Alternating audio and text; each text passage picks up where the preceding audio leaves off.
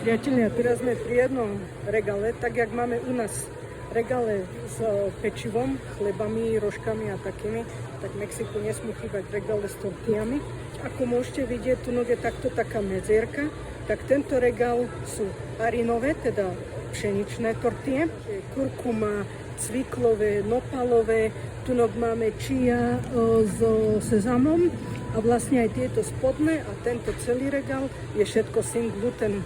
Takže aj takto sa chutne najete v Mexiku.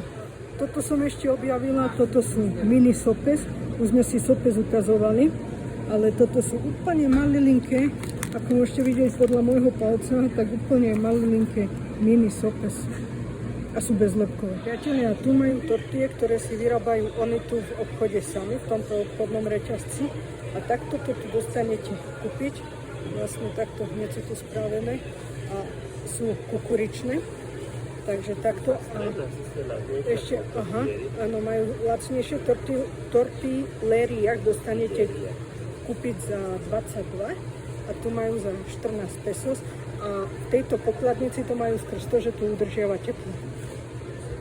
Tak ešte menšia úprava, tortilleria.